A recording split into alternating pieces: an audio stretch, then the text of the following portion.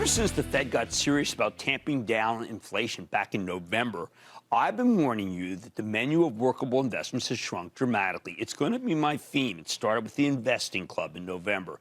Out of the recent IPOs, the fast-growing new tech stocks and the miserable SPACs and scams in which boring, tangible companies that can turn a profit and even return those profits to shareholders do exist, and we keep looking for them for you. Even if new tech is out, I think old tech has a place in this new market, which brings me to two large PC makers that are cheap as all get out, Dell Technologies and HP Inc. Both of these stocks have soared since the beginning of the pandemic as COVID spurred a wave of computer buying from individuals as well as their employers. However, many now expect the PC boom to end this year once Omicron subsides and the world starts going back to normal. If we roll back the rise of remote work, then that removes a major source of demand. But I think the analysts may be wrong. I'm actually very optimistic about the PC space, including Dell, HP, and Apple, although we'll save that for tomorrow. First, let me set the stage so you understand what we're working with here. We'll start with Dell, which was taken private by Michael Dell and Silver Lake Partners way back in 2013. The company came public again at the end of 2018, and I immediately pounded the table on this one because I liked Michael Dell so much and because I said it was too cheap to ignore, trading at just 6 times earnings. Turned out to be a very good call. Since I recommended Dell in January of 2019, the stock's given you about 150% gain. S&P's up 65% same period. Most of those gains have come over the last year and a half because the rise of the stay-at-home economy has been very good for business. Dell had record sales in their 2021 fiscal year, which ended 12 months ago. And it looks like they're going to break the record again in the 2022 fiscal year. The story is actually pretty simple. Once the pandemic arrived and people were forced to work or study from home, everyone started spending a lot more money on their computers. Then as parts of the world went back to normal last year, at least in terms of going back to the office, companies ramped up their tech spending, especially for servers, networking equipment, and storage. And that's Dell. Wow. They do it through their infrastructure division. Along the way, the company also done a lot to simplify the business. They decided to fully spin off their VMware subsidiary in a move that they completed last November. It raised the company $9 billion. They also sold their booming cloud business to a pair of private equity firms, $4 billion raised. Dell's been able to use that money to pay down a substantial amount of debt. That had been the reason why people didn't like the stock. Very good news because the balance sheet was not pretty.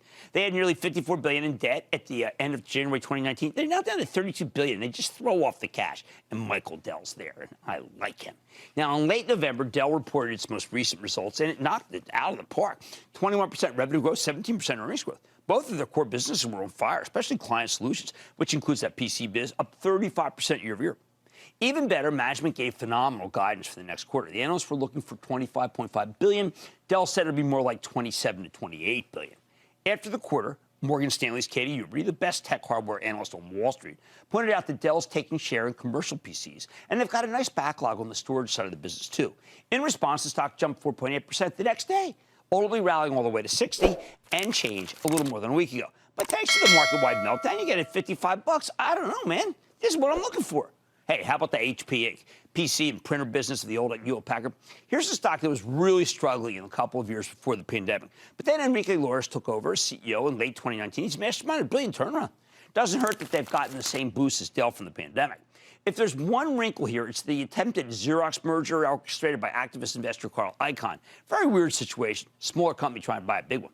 Ultimately, HP rejected the offer, and to appease Icahn, they also announced a major value creation plan that included a massive $15 billion with a B buyback. At the time, that represented roughly half of the company's market cap.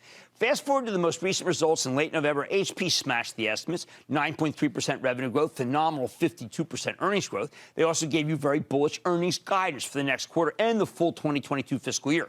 We spoke to Enrique Lores on the show the night of the report, and he said he's seeing strong demand across both consumer and commercial clients. He also talked about eyeing some acquisitions this year in order to build more of a growth portfolio. While the stock jumped in response and climbed much higher after that, it's now giving back all those post-quarter gains, again, because of the sell-off. Now, the big risk for both Dell and HP here is that PC sales will slow down after 2 years of COVID-fueled growth. And a lot of people think that's going to happen. Pretty much everyone expects a PC slowdown this year. Look, they're not going to be wrong. Microsoft said it last night. Their Surface tablets were one of the least impressive lines, up just 8% compared to 20% for the whole company. So, yes, the PC slowdown is coming. However, there's more to the story because not all PC businesses are created equal. I think Dell and HP sales may prove to be more durable. When the analysts talk about PC slowdown this year, they're focused on the consumer, not the enterprise, which is huge for these two companies. I think the work from home trend benefits Apple more than these two. But if you want, if you think we're about to have a back to work trend, well, they're going to be winners. At the same time, they've both got substantial backlog thanks to the semi-shortage, crimping production. That means PC sales could end up being better than expected this year, simply because Dell and HP aren't fulfilling all the orders they could complete in 2021. Second mitigating factor, these companies make more than just computers. HP's got a huge printing division that sells tons of consumables. Dell has its infrastructure solutions group that sells servers and networking equipment. In other words, they're broader plays on enterprise tech spending, not just consumer PC business. Those two differences make these stocks cheaper than they seem. Third and most important, I think Dell and HP are perfect stocks for the current moment, where Wall Street suddenly appreciates shareholder-friendly companies with cheap stocks. It's hard to find a better value than these two. Dell, 6.4 times next year's earnings. HP, 8.5 times next year's numbers. And keep in mind, they're both constantly shrinking the share count. Meanwhile, HP sports you a beautiful 2.8% dividend yield. They're committing to buying back at least $4 billion worth of stock in 2022 fiscal year. Dell doesn't have a dividend, but as they pay down debt, they could get more aggressive with their buyback, something the chief operating officer hinted at when he spoke at an industry event in December. Bottom line, even if Dell and HP can't repeat the kind of explosive growth they had last year, these two value stocks should be able to thrive this year, even with J-Pal not being on a lot of the stuff side. And that's because value is very much back in the style of the Wall Street fashion show. And these two, they have it in spades. Let's take calls. Let's go to Mark in Florida. Mark. Hi, Jim. I'm enjoying the Investing Club emails and videos. Thanks for those. Thank you. 1020. We did some really good ones today. That's if you join the club. It's exclusive to club members. 1020 morning meeting. You can get it. Please watch it. We even got it working now on the mobile. How can I help? All right. My question's about Workday. Their most recent earnings were a 28% beat on estimates, and I took profits. I've been looking to buy back in, but lately there's been recent downgrades, heavy put buying, and price target reductions. I don't see a reason why. Where do you think it's going from here? Look, I think it's, again, because of the Fed. What we're targeting, companies that are selling at more than 50 times earnings have been problematic, even if they're great companies. And that's Workday. Let's see how Qualtrics does tonight, because that one grows at a similar, well, actually grows faster than Workday. And let's see whether it goes up. The market is very mean and angry right now, and we can't blame it, because the Fed is not our friend. Theodore in California, please. Theodore. Hey, Jim. Booyah. How you doing? I'm doing all right. How about you? Doing good. My question is, I've been heavily invested in Intuit since the start of this month. I want to get your take on it. I'm sorry, what stock was that? Intuit. Oh, man, I think Intuit's great. I was telling my wife when I was watching all those ads this weekend, they're sponsoring a lot of stuff. This is a great company, but then I pulled out the file because I'm watching all the ads. 43 times earned. Anything that's north of, say, 25, 30, the market's angry. It doesn't like. Intuit will have its day, though. It is a fantastic company. You can put it away. Value is back, baby.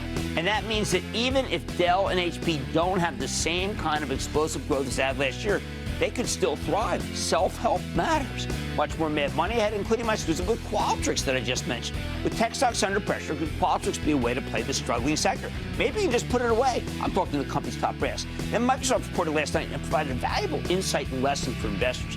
I'll reveal what you could learn from the post-earnings action. And all your calls rapid fire tonight's edition of the Lightning Round. So stay with Cramer.